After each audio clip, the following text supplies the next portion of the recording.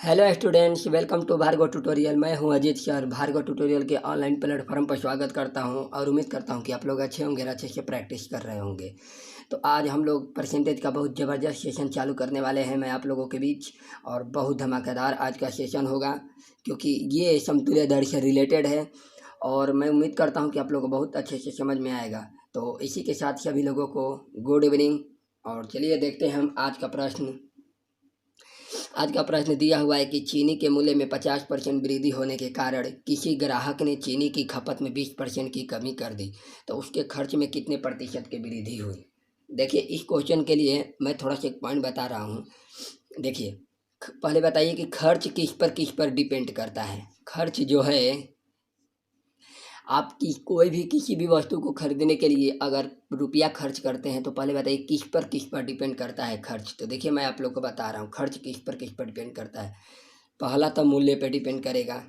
जैसे मान लीजिए चीनी पे ही हम खर्च कर रहे हैं, ये पॉइंट लिया हूँ चीनी का, तो चलिए चीनी का ही देखते हैं। जैसे चीनी का मूल्य है चीनी के मूल्य पर डिपेंड करेगा कि चीनी कितना रुपया केजी है। 30 रुपये के जी के 40 रुपये के जी है।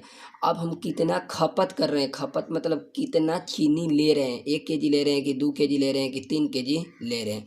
तो मूल्य और खपत पर, ओके, ये बहुत इम्पोर्टेंट पॉइंट है आपके बीच। खर्च किस पर डिपेंड करेगा, तो एक आपके मूल्य पे डिपेंड करेगा और एक पे आपके खपत पे डिपेंड करेगा। कहने का मतलब, मान लीजिए चीनी 10 रुपये के जी है और आप कितने के जी ले रहे हैं चीनी, 2 केजी, तो कितना हो गया 10 दूनी के 20 केजी। ओके स्टूडेंट्स, कितना हो गया 20 केजी। ओके, तो उम्मीद करता हूँ आप लोग को समझ में आ रहा होगा। देखिए, मैं दोनों टाइप से बताऊंगा इस क्वेश्चन को, दोनों मेथड से। क्यों, देखिए चीनी 50% की वृद्धि होने के कारण किसी ग्राहक ने खपत में 20% की कमी कर दी। मतलब कहने का मतलब है कि चीनी पे ही वृद्धि हुआ है और चीनी की खपत में ही तो कमी हो रहा है, दोनों पता एक ही हो रहा है। तो हमको समतुल्य दर निकाल लेंगे तो बन जाएगा। तो फॉर्मूला कौन सा लगाते हैं, ए प्लस बी प्लस ए गुणे बी बटे में 100। ओके स्टूडेंट, 50% का वृद्धि हुआ है प्लस 20% की कमी हुई है, तो कमी हुई है तो क्या करेंगे, माइनस करेंगे। ओके स्टूडेंट्स, और प्लस माइनस माइनस। ओके, और 50 गुणे 20 बटे में 100। 0 से 0 कैंसिल, 0 से 0 कैंसिल। 50 में से 20 गया, कितना होगा 30, और 5 दूनी के 10, तो कितना हो जाएगा 20%। तो आपके खर्च में कितने प्रतिशत की वृद्धि हुई, तो 20% की वृद्धि हुई। ओके स्टूडेंट्स, मतलब कहने का मतलब है इन दोनों का एक मिलाकर अकेला दर निकल के आया। इसी को हम बोलते हैं सक्सेसिव रेट, या इसे हम बोलते हैं समतुल्य दर। मतलब कहने का मतलब है कि चीनी जितना रुपया भी केजी था, अगर डायरेक्ट इतना % निकाल देंगे वृद्धि, तो वही हमारा खर्च कहलाएगा। ओके स्टूडेंट्स, ये आपका एक हुआ पहला पॉइंट। अब दूसरा देखिए, मैं इस मेथड से बताता हूँ। खर्च किस पर डिपेंड करता है, प्राइस और कंजप्शन बराबर एक्सपेंडिचर। यानी खर्च किस पर डिपेंड करता है, कंजप्शन पर और मूल्य पर, यानी प्राइस पर, मूल्य और खपत पे, कि कितना हम चीनी ले रहे हैं, कितना खर्च कर रहे हैं। तो देखिए एक तो कितना दिया है 50%। 50% को आप कितना बोलते हैं, 1/2। तो वृद्धि हुआ है। ओके, तो चीनी का पहले मूल्य 2 था, तो वृद्धि होकर कितना हो गया, 2 था, तो अब कितना हो गया 3, क्योंकि वृद्धि हुआ है। 2 का 50% निकाले तो 1 आएगा, तो वृद्धि हुआ है तो 1 का वृद्धि हुआ। पहले चीनी का मूल्य 2 रुपया था, अब कितना हो गया 3 रुपया हो गया। ओके, अब आगे देखिए, फिर बोला है 20% की कमी कर रहा है, 20% की कमी कर रहा है। तो 20% को कितना बोलते हैं, 1/5। पहले चीनी हम 5 केजी खरीद रहे थे, कंजप्शन का बात कर रहा है, खपत का। पहले हम 5 केजी खरीद रहे थे, अब 1 केजी कम खरीद रहे हैं, यानी 5 का 20% कितना आएगा, 1 आएगा। तो अब कितना कम खरीद रहे हैं, 4। ओके, क्योंकि गुना का चिन्ह दिया, इसी हम गुना दे रहे हैं। तो 5 दूनी के 10, चरती आई 12, कितना बढ़ गया, 2 बढ़ गया। ओके, शुरू में खर्च 10 रुपया था, अब खर्च कितना हो गया, 12 रुपया। ओके, तो देखते हैं कितना बढ़ा है, 2 बढ़ा है, किसके अकॉर्डिंग, 10 के अकॉर्डिंग, और प्रतिशत के लिए 100। 0 से 0 कैंसिल, यानी 20% आपका आंसर हो जाएगा। ओके स्टूडेंट्स, तो उम्मीद कर, देखो मैं इस विधि से क्यों बता रहा हूँ, मैं इस विधि से इसलिए आप लोग को बता रहा हूँ कि अगर मान लीजिए फ्रैक्शन में भी आ जाएगा, तो फ्रैक्शन में इसे बनाने में आपको बहुत डिफ़िकल्ट होगा। ओके, इसीलिए मैं आप लोग को इस विधि से भी बता रहा हूँ। आपको जो विधि से मन करेगा उस विधि से बनाइएगा। तो चलिए हम अगला प्रश्न देखते हैं।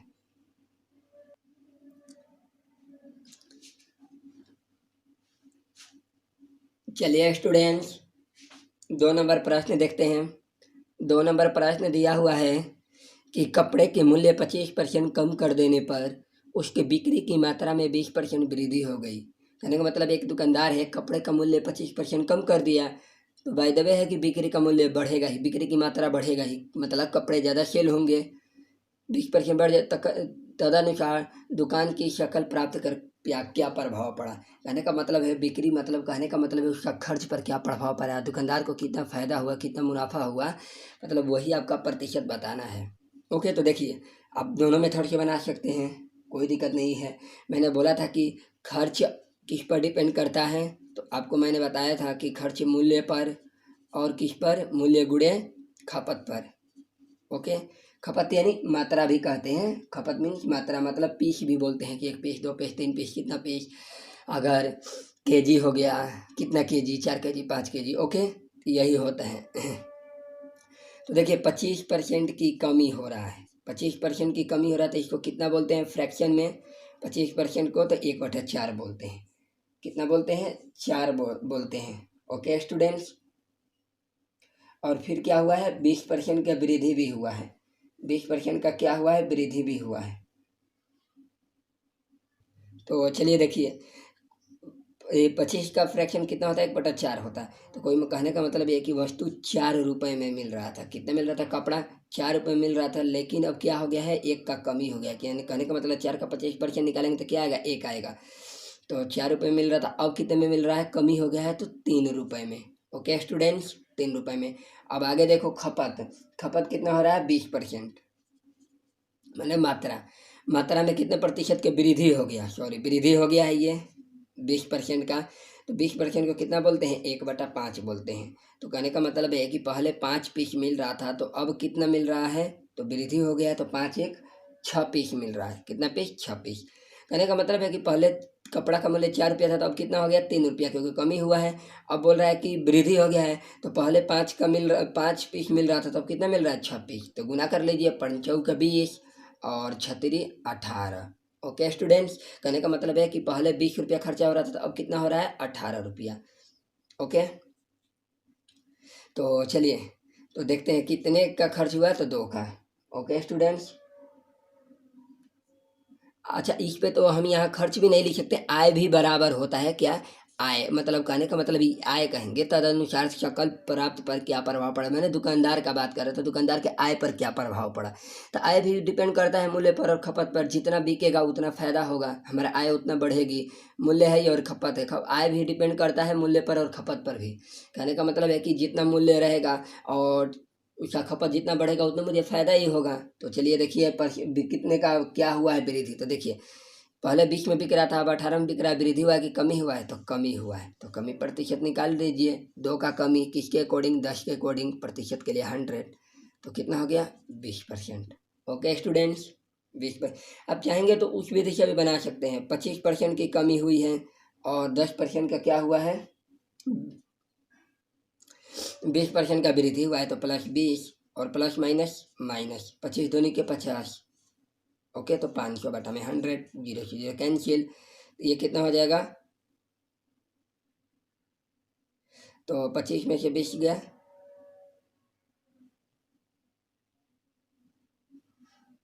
सॉरी यहाँ थोड़ा गलत मिस्टेक हुआ है, देखिए यहाँ 20 है तो 20 लिखना पड़ेगा।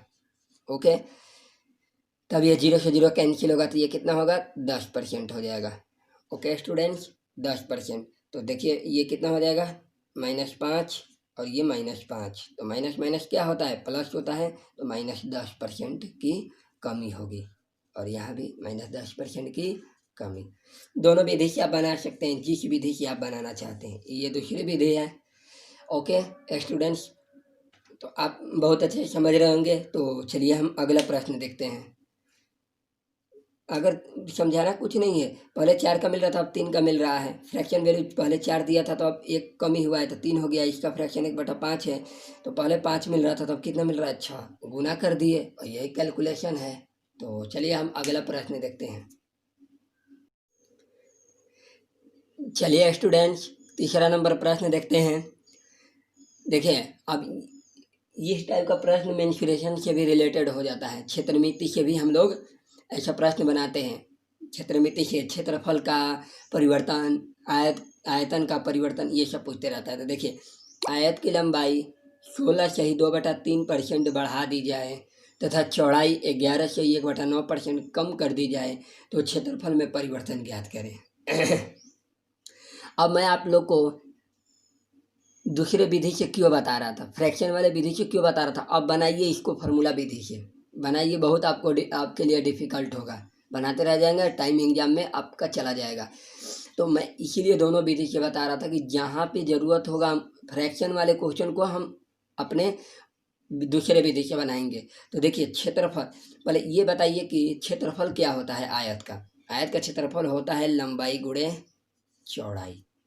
एरिया, एरिया किस पर डिपेंड करता है, आयत की एरिया किस पर डिपेंड करता है, एक लंबाई पर और उसकी चौड़ाई पर। एरिया इसी दो चीज़ पर डिपेंड करता है।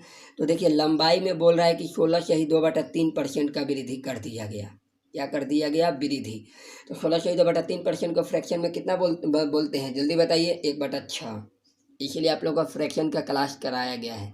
जो लोग नहीं देखे वो पहले अपना वीडियो देख लेंगे, पहला वीडियो है फ्रैक्शन का, कि परसेंटेज को फ्रैक्शन में यानी भिन्न में कैसे चेंज किया जाता है।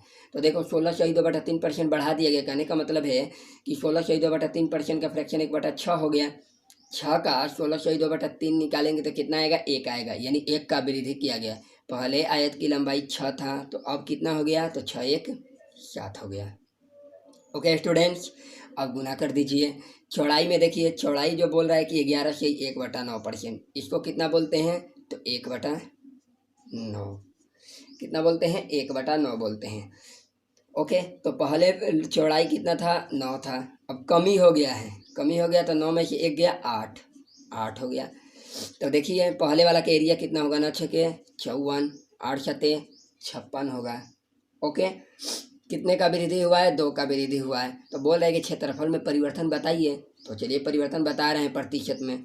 2 का वृद्धि हुआ है किसके अकॉर्डिंग, 54 के अकॉर्डिंग, और प्रतिशत के लिए 100। 2 से कैंसिल करेंगे, 27 बार में जाएगा तो कितना हो जाएगा, 100/27। भाग देंगे तो 27 या 81, और 100 में से 81 जाएगा, कितना होगा, 19/27%। तो आपका सी नंबर ऑप्शन हो जाएगा। उम्मीद कर रहा हूँ कि आप लोग को ये क्वेश्चन बहुत अच्छे से समझ में आया होगा। चलिए एक बार और जल्दी देख लेते हैं। देखिए, आयत का क्षेत्रफल किस पे डिपेंड करता है, तो लंबाई पर और चौड़ाई पर डिपेंड करता है। किस पे डिपेंड करता है, लंबाई और चौड़ाई पर डिपेंड करता है आयत का क्षेत्रफल। तो फिर इसका लंबाई कितना वृद्धि हुआ है, 16 से 2/3%, फ्रैक्शन में 1/6 कहेंगे। तो पहले लंबाई 6 था तो अब कितना हो गया, 7 हो गया। क्यों 7 किए, क्योंकि वृद्धि हुआ है, वृद्धि हुआ है मतलब बढ़ा है तो बढ़ा दिए। अब चौड़ाई बोल रहा है कि 11 से 1/9% का वृद्धि हुआ है, कमी हुआ है तो 1/9 हो गया। तो ये पहले इसका चौड़ाई 9 था तो कमी हुआ है तो कितना हो जाएगा, 8। अब गुना कर लीजिए, 9 छक्के 54 और 8 सत्ते 56। पहले इसका क्षेत्रफल 54 था, अब कितना हो गया, 56 हो गया। तो कितने का वृद्धि हुआ है, 2 का। किसके अकॉर्डिंग, 54 के अकॉर्डिंग, क्योंकि शुरू जो मूल मान रहा था उसी के अकॉर्डिंग तो हम परसेंटेज निकालते हैं। तो 54 गुणे 100 आप कैलकुलेशन करेंगे तो 3 से 19/27 हो जाएगा, यानी सी नंबर ऑप्शन। तो चलिए हम अगला प्रश्न देखते हैं। चलिए स्टूडेंट्स, तो 4 नंबर प्रश्न देखते हैं, आपका दिया हुआ स्क्रीन पे। यदि किसी वृत्त की त्रिज्या 20% बढ़ा दी जाए तो उसके क्षेत्रफल में प्रतिशत परिवर्तन ज्ञात करें। तो इसको बनाने से पहले थोड़ा सा पॉइंट बता देता हूँ कि वृत्त के बारे में। देखिए, ये आपका वृत्त दिया हुआ है। ओके, तो बोल रहा है कि किसी वृत्त की त्रिज्या बढ़ा दी जाती है। मैंने कहने का मतलब है कि ये वृत्त पहले ऐसी थी, इतने पे था, अब पहले इसकी त्रिज्या बढ़ा दिया गया। तो बढ़ा दिया गया तो एक्चुअली में इसका वृत्त बढ़ जाएगा। अब ये वृत्त कितना हो जाएगा, इतना बड़ा हो जाएगा। तो बोल रहा है कि पहले जो वृत्त का क्षेत्रफल था, अब वृत्त के क्षेत्रफल में क्या चेंजिंग हुआ है। ओके स्टूडेंट्स, तो आपको यही बताना है। तो आप बताइए कि वृत्त का क्षेत्रफल का फॉर्मूला क्या होता है। क्षेत्रफल का फॉर्मूला क्या होता है, तो πr² होता है। हैं? इस वृत्त का क्षेत्रफल का फॉर्मूला क्या होगा, तो πr² होगा। Okay students, πr²। डिपेंड किस पर करेगा, वृत्त का क्षेत्रफल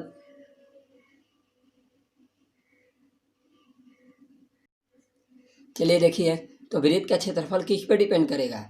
डिपेंड करेगा ना कि पाई पे, डिपेंड करेगा आपके त्रिज्या पर, क्योंकि पाई तो कांस्टेंट होता है, चाहे छोटा सा वृत्त लीजिए चाहे बड़ा सा वृत्त लीजिए, पाई का मान तो 22/7 हरदम आपको रखना है, क्योंकि पाई का मान तो चेंज नहीं होता है। आप छोटा वृत्त लीजिए या बड़ा वृत्त लीजिए। ओके स्टूडेंट्स, तो अगर छोटा भी वृत्त लेंगे तो पाई का मान 22/7 ही लेंगे, और बड़ा भी लेंगे तो 22/7 ही लेंगे। तो वृत्त किस पे, वृत्त का क्षेत्रफल किस पे डिपेंड कर रहा है? तो त्रिज्या पर डिपेंड कर रहा है। ओके स्टूडेंट, क्योंकि त्रिज्या इसमें अलग था, इसमें त्रिज्या अलग था। तो चलिए हम बनाते हैं। तो त्रिज्या यानी डबल त्रिज्या दिया हुआ है, तो आप कहेंगे, कहने का मतलब है कि r²। तो चलिए देखिए स्टूडेंट्स, तो किस पर डिपेंड करेगा? त्रिज्या पर डिपेंड करेगा। तो यानी त्रिज्या r² है, तो यानी त्रिज्या 2 बार हो जाएगा, r गुणे r, r गुणे r। यानी कहने का मतलब है कि 20% और 20%, कहने का मतलब है कि 2 को त्रिज्या हो गया, तो एक 20% और एक 20% बढ़ा दे। तो आप चाहेंगे तो फार्मूला लगा सकते हैं, क्योंकि 2 को आपको डिजिट मिल गया, फार्मूला पे बना सकते हैं। तो 20% का वृद्धि, ओके, प्लस 20% प्लस 20 गुणे 20, क्योंकि ये आपको समझाने के लिए मैं बताया था, ये लिखना जरूरी नहीं है। ओके स्टूडेंट्स, मैंने आपको समझा दिया कि कैसे क्षेत्रफल किस पर डिपेंड करता है। तो पाई कांस्टेंट हो जाता है, पाई का कोई मायने नहीं रखता इसमें पाई का। ओके, तो 100, 0 से 0 कैंसिल, 0 से 0 कैंसिल, 20 20 40 और 2 दूनी के 4 बराबर कितना हो जाएगा? 44% आपका आंसर हो जाएगा। Okay students, 44%। अगर आपको फ्रैक्शन में दिया रहे तो क्या करेंगे? अगर आपको मान लीजिए, अगर फ्रैक्शन में दे दिया तो आप कैसे बनाएंगे? तो चलिए उसको भी मैं बताता हूँ, देख लीजिए यहीं पे।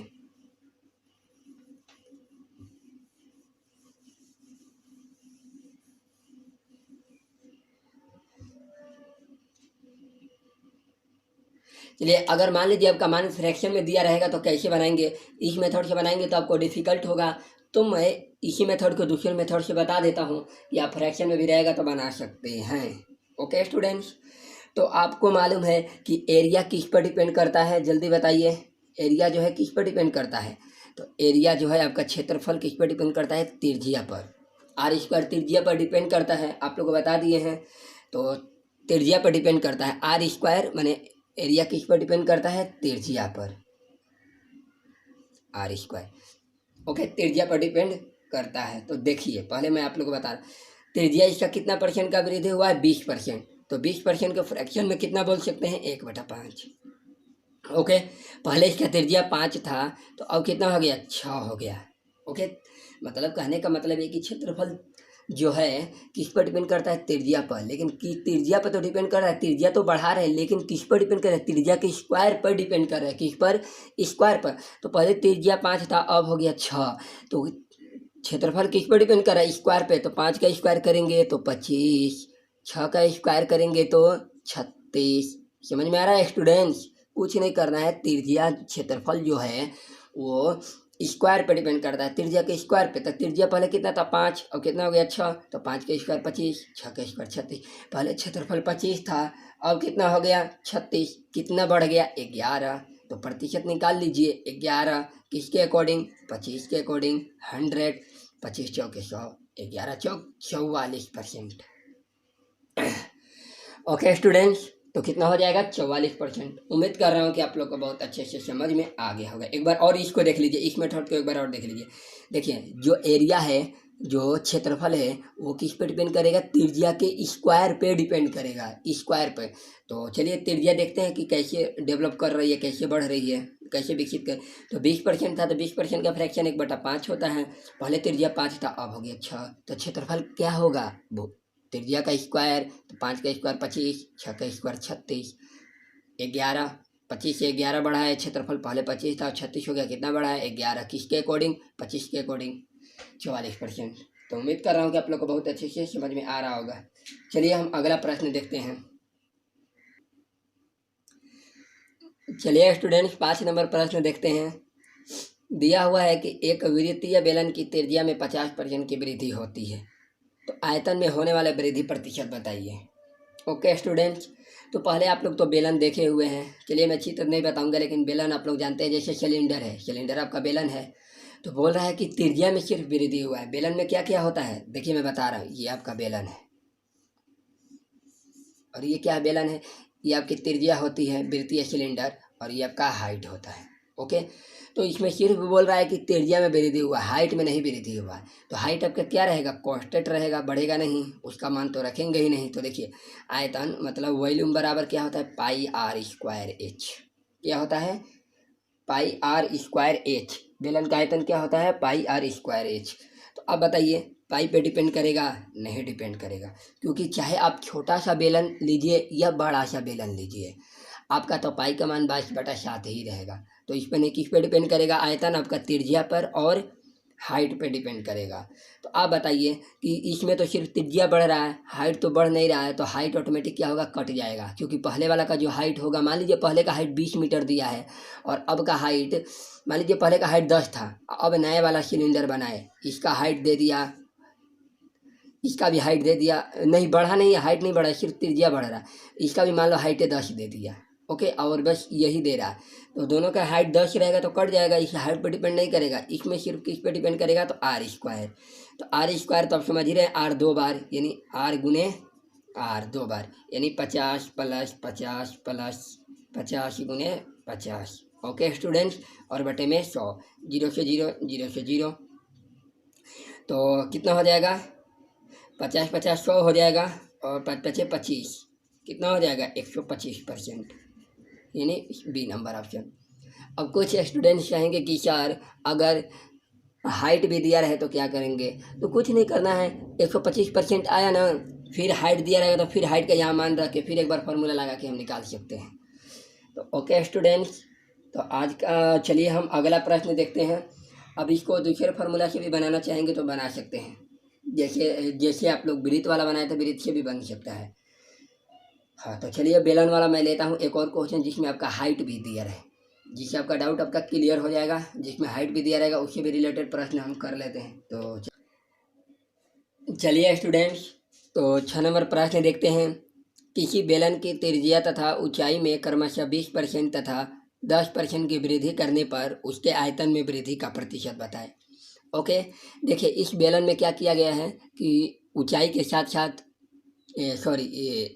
त्रिज्या के साथ साथ ऊंचाई में भी वृद्धि किया गया है। ओके, तो ऊंचाई के साथ आप लोग को बताए थे कि वॉल्यूम किस पर डिपेंड करता है, तो आपको बताए थे कि आर स्क्वायर एच पर, आर स्क्वायर एच पर, क्योंकि पाई तो कांस्टेंट हो जाएगा, चाहे कितना भी बड़ा सिलेंडर ले लें, पाई का मान तो 22/7 ही लेना पड़ेगा। ओके स्टूडेंट्स, तो आर स्क्वायर, तो आर कितना हो रहा है 20%, और फिर 20% 2 बार, और एच कितना दिया है, एच तो एक ही दिया है फार्मूला में, तो एच 10%। ओके, 3 मान आ गया। इस देखो इसको 2 मेथड से मैं बताऊंगा, क्योंकि अगर आप फार्मूला से बनाएंगे तो थोड़ा सा टाइम ज़्यादा लगेगा, बनने को तो बनेगा ही लेकिन थोड़ा सा टाइम ज़्यादा लगेगा। तो टाइम का बचत करने के लिए मैं दूसरा तरीका भी बताऊंगा आप लोगों को। देखिए, तो पहले फार्मूला से निकालने के लिए पहले 2 का मान निकाल लेते हैं। तो 20 और 20% का मान निकालते हैं, क्योंकि पहले निकाले भी हैं आप लोग। चलो मैं आप लोग को जल्दी निकाल के दिखाता हूँ। देखिए 20 प्लस 20 प्लस 20 गुने 20 बटा में 100, 0 से 0 कैंसिल, 0 से 0 कैंसिल, 20 दूनी के 40 और प्लस 2 दूनी के 4, कितना हो जाएगा 44%। ओके, आ गया 44। अब एक 10 दिया है, तो अब ये नया एक मान आ गया, दोनों का मान 44 आ गया। ओके, और ये कितना हो गया 10%। तो अब इसको एक दूसरे तरीके से बना लेते हैं। चलिए 44%, परसेंट नहीं देते हैं, बाद में दे देंगे। 44 प्लस 10 प्लस गुना करेंगे तो 44 गुणे 10 बटा में 100।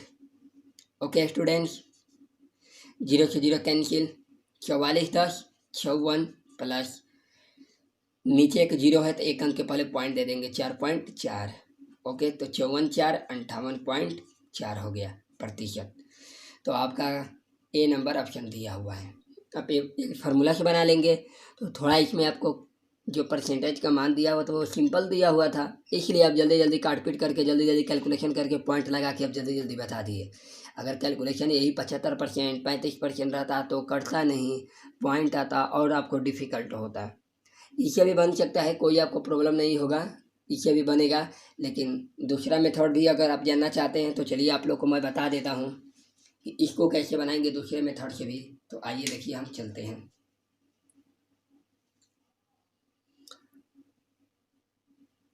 आपको मैंने बताया था कि आयतन किस पर डिपेंड करता है, तो आयतन आपको डिपेंड करता है किस पर, तो आर स्क्वायर एच पर। किस पर? आर स्क्वायर एच पर, मतलब त्रिज्या और ऊंचाई पर डिपेंड करता है। तो चलिए, ये त्रिज्या हो गया और ये ऊंचाई हो गया।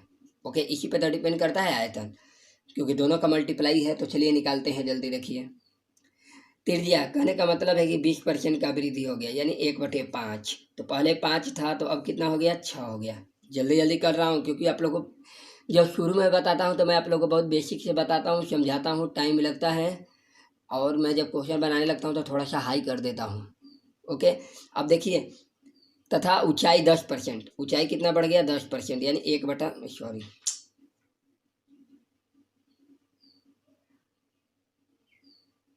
चलिए 10%, यानी 1/10 बोलेंगे। तो ऊंचाई पहले 10 था, अब कितना हो गया? 10 1 11। तो कुछ स्टूडेंट्स क्या करते हैं यहाँ पे कि 10 बचे 50 कर देते हैं। करने को तो सही है, लेकिन याद रखना, माइंड को थोड़ा सा खोल के बैठे रहना एग्जाम में। आयतन आर स्क्वायर का मल्टीप्लाई एच होता है। जब त्रिज्या का स्क्वायर करेंगे, स्क्वायर करने के बाद तब एच ले गुना करेंगे। तो 5 का स्क्वायर 25, 5 का स्क्वायर कितना होता है? 25। अब 25 में 10 ले गुना करेंगे तो कितना हो जाएगा? 150। 150, 5 का स्क्वायर 25, 250। ओके, 250। और अब आगे देखो, ये क्या करेंगे? इसका स्क्वायर 36, और 36 में 11 से गुना करेंगे। तो कर लीजिए 36 में 11 से गुना, जल्दी फटाफट। 11 से गुना करने का ट्रिक क्या है? 6 के 6, 36 9, 3 के 3। ओके स्टूडेंट्स, 6 का 6, 6 3 9, 3 के 3 हो गया। ओके स्टूडेंट्स, तो पहले इसका आयतन था 250, अब आयतन कितना है? 396 है। कहने का मतलब है सिंपल वाला जो परसेंटेज दिया रहेगा वो फार्मूला से ही बना लेंगे, अच्छा रहेगा। ये जो मेथड है थोड़ा फ्रैक्शन के लिए रहता है, फ्रैक्शन से ये थोड़ा आराम रहता है। ओके, तो आप देख लीजिए कितना बढ़ा हुआ है, आप देख लीजिए जल्दी फटाफट कितना बढ़ा है। तो 10 में से सॉरी ऊपर ये जाएगा तो 6 के 6 हो जाएगा, 9 में से 5 के 4 हो जाएगा, 3 में से 2 के 1, कितना हो जाएगा? 146। और किसके अकॉर्डिंग? 250 के अकॉर्डिंग, प्रतिशत के लिए 100। ओके स्टूडेंट्स, 0 से 0 कैंसिल, 5 पचे 25, 5 दूनी के 10, गुना कर लीजिए, 2 6 के 12, 2 4 के 8 1 9, 2 के 2 है, 5 से काट लीजिए, 5 पचे 25, 4 होगा। तो 5 8 40, पॉइंट देंगे 5 के बीच, देख लीजिए कितना आ गया? 58.4 आ गया। मैं ये दूसरा विधि से क्यों बताया? जब आपका परसेंटेज सिंपल फॉर्म में रहता है तो मैं फार्मूला से बनाता हूँ, और जब फ्रैक्शन जब भिन्न में रहेगा तब आपको बनाना पड़ेगा इसी से, इसी मेथड से भी बनाना पड़ेगा। जब परसेंटेज आपको भिन्न में दिया रहेगा तो आपको इसी मेथड से बना। एक बार और देख लीजिए जल्दी इसको, इस मेथड को। त्रिज्या पहले 5 था, अब 6 हो गया। पहले हाइट 10 था, अब 11 हो गया। तो डायरेक्ट गुना मत कर देना 10 पचे 50, क्योंकि वो तो डायरेक्ट गुना होता है, वो तो निकलता है, आयत का क्षेत्रफल रहेगा तो लंबाई गुणे चौड़ाई। लेकिन आयतन जो होता है आर स्क्वायर एच होता है, त्रिज्या का स्क्वायर। तो 25, 5 का स्क्वायर 25, तब गुना करेंगे हाइट ले तो 250। फिर 6 का स्क्वायर 36, तब 11 से गुना करेंगे। पहले आयतन 250 था, अब कितना हो गया? 396। कितना बढ़ा? 146। किसके अकॉर्डिंग? 250 के अकॉर्डिंग। कैलकुलेशन करेंगे तो 58.4 आ जाएगा। तो उम्मीद कर रहा हूँ कि आप लोग को समझ में आ रहा होगा। तो चलिए अगला प्रश्न देखते हैं। अगला प्रश्न उम्मीद करता हूँ कि आप लोग को बहुत अच्छे से समझ में आ गया होगा। तो चलिए हम अगला प्रश्न देखते हैं। चलिए स्टूडेंट्स, तो आज का लास्ट प्रश्न देखते हैं। यदि किसी घन की प्रत्येक भुजा को 20% बढ़ा दिया जाए तो इसके आयतन में कितने प्रतिशत की वृद्धि होगी? ओके स्टूडेंट्स, अब घन से आ गया। मैंने बोला था कि मेंसुरेशन का हर चैप्टर से आपसे ये क्वेश्चन पूछ सकता है। तो घन घन अच्छा, घन का बताइए आयतन क्या होता है? तो घन का आयतन क्या होता है? सभी लोग को मालूम होगा। घन का आयतन भुजा क्यूब होता है, यानी भुजा क्यूब। यानी इसका भुजा कितने बार बढ़ेगी? 3 बार बढ़ेगा। कितने बार? 3 बार बढ़ेगा। कहने का मतलब है कि 20%, 20%, 20%, यानी भुजा क्यूब 3 बार भुजा को गुना करना पड़ेगा ना। तो एक समतुल्य प्रतिशत निकालने के लिए, यानी कुल प्रतिशत का वृद्धि निकालने के लिए आयतन में, तो हमको क्या करना पड़ेगा? पहले 2 का समतुल्य निकालो, फिर इसका निकालो। तो चलिए निकाल लेते हैं। 20 + 20 + 20 × 20, बटा में 100। ये तो सबको याद हो गया होगा कि 20 को 20 से 2 बार करेंगे तो 44% आता है, सबको मालूम हो गया होगा 44%। अब क्या करेंगे फिर 20% को 44 प्लस 20 गुने 44, यहाँ प्लस कर देते,